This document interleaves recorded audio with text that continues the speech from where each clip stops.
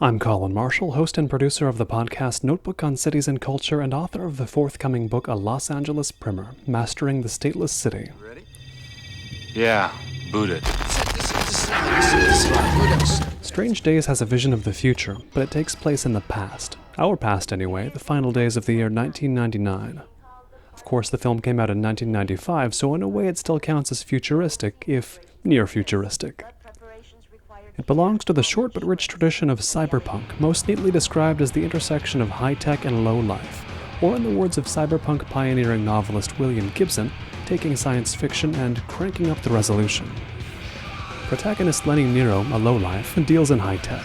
He deals in fact in the sole variety that separates the technology of this 1999, advanced voice message transcription notwithstanding, from the technology of the actual 1999, the squid. Superconducting quantum interference device, SQUID. The receptor rig, when I'm putting on your head, sends a signal to the recorder. We call it being wired, but there's no wire.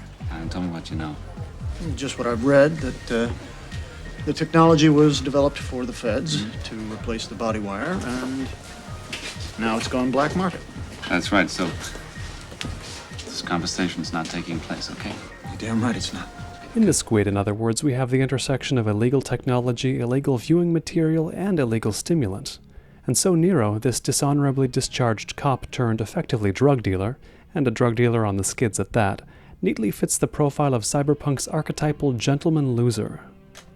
The farther his circumstances plunge, the harder he works to maintain his dignity, usually by sartorial means. Ooh, yeah. Nice tie. Thanks. You know, you gotta dress like a fucking pimp, man. This tie costs more than your entire wardrobe. That's not saying much. It's the one thing that stands between me and the fucking jungle. Hey, to the jungle.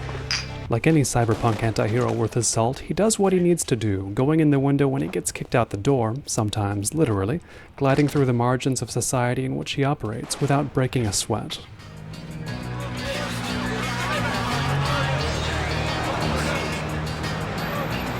Some piece of work, Lenny Nero. You just calmly backstroking along in the big toilet bowl and somehow you never let it touch you. I mean, between work and vice and your current so-called occupation, you must have seen every kind of perversion. But you just like some Teflon man. You still come out this goofball romantic. It's my sword and my shield, Mason. But Nero loses a layer of that Teflon when he picks up a squid mini-disc. Yes, it takes mini-discs, containing a first-person view of the squid-assisted killing of a friend of the ex-girlfriend he spends all his non-hustling time trying to win back. Right, little B&E action. What'd you say? Oh, nothing.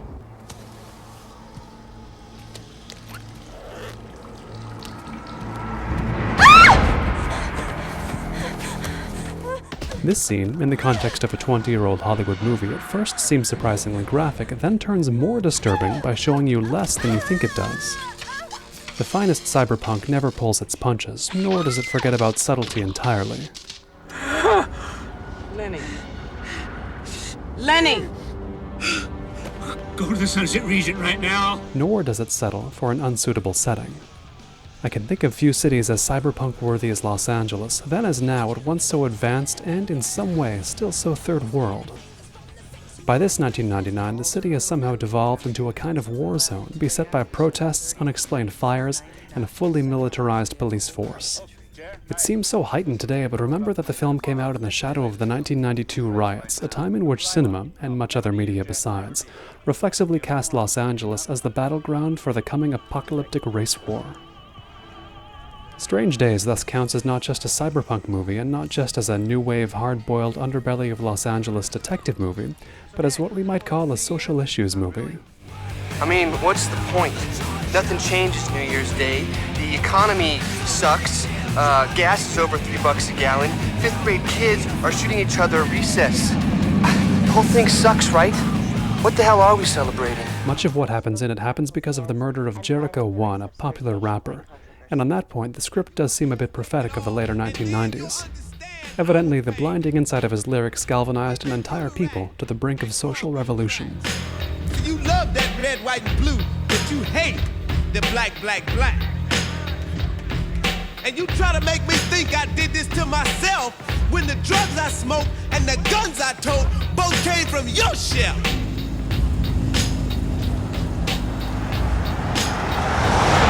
But I never had a dream, cuz my life is a nightmare. America's been my boogeyman for 400 years. We'll have to take the movie's word for it. This being the time of the squid, Jericho 1's death gets captured, of course, on minidisc. This being the Los Angeles of the 90s, the whole incident naturally begins at the wheel and involves hate-filled cops tapping into the still resonant theme of deep mutual distrust between the city's people and its law enforcement. A couple of loose cannons, portrayed by William Fichtner and Vincent D'Onofrio, two of Hollywood's most menacing white men, launch into a shooting spree, desperate to prevent the release of, in effect, the next, much worse, Rodney King tape. The hunt takes them on a chase into Los Angeles' Red Line subway, which just opened the year before the shoot. At the time, it only ran between MacArthur Park and Union Station, where the cops hit this dead end, and presumably so offered more to the movies than it did to the widely dispersed population. Still, it evokes the urban end of Los Angeles' wide spectrum of place, one that Strange Days moves farther across than would most cyberpunk stories. Freeze! Freeze! Go freeze!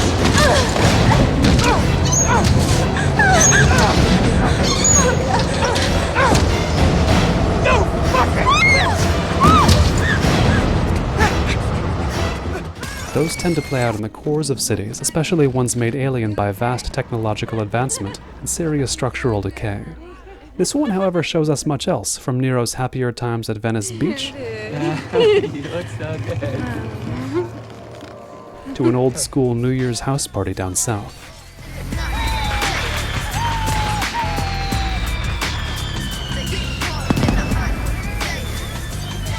But the film's final chapter pulls Nero back downtown, leading him to the natural location for an action climax in any Los Angeles movie of the 1990s. The Bonaventure Hotel, the best and worst building in the city. Don't those elevators feel a little too fast? Incidentally, under the confetti blizzard at its concrete base is an actual raid.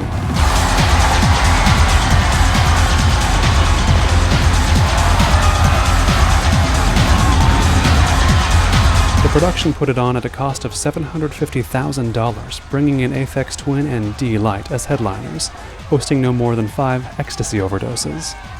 In the movie, alas, it hosts not much more than a typical denouement, complete with an ex-best friend turned a chatty villain. Okay, picture it. I feel like I gotta share this with somebody because it's just too perfect, okay? Don't worry, I won't say anything. Oh, I know. In the name of killing him off, it even slaps a balcony on the Bonaventure's famously smooth glass cylinders.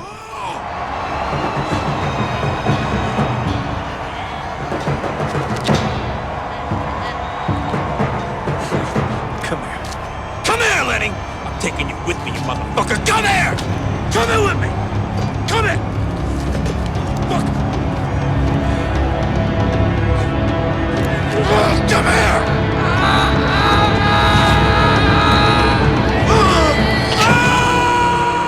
Still, the film does relatively well by Los Angeles, indulged though it may in the occasional cliché. I told you no wirehead shit in my car.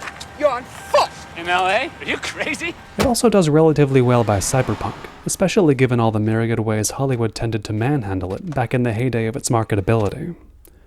Whatever technological fakery Strange Days commits, it does so having grounded itself in an essentially familiar Los Angeles.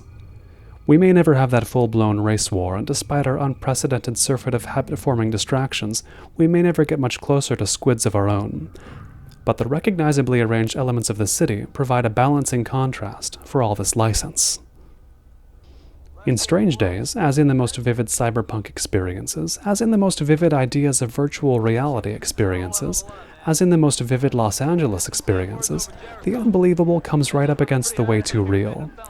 And don't movies themselves offer a kind of virtual reality?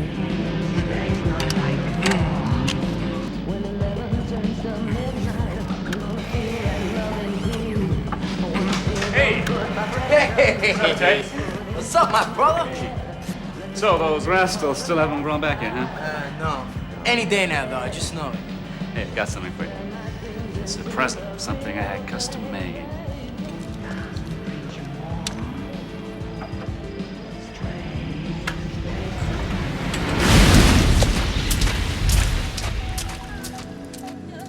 I sometimes think the city does too.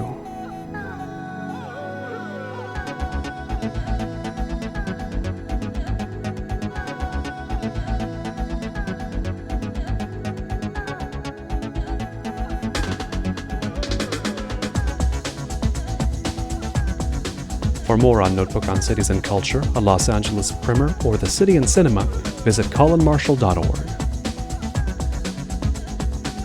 The City and Cinema comes live to Portland, Oregon's Hollywood Theater in January 2015. Stay tuned for details.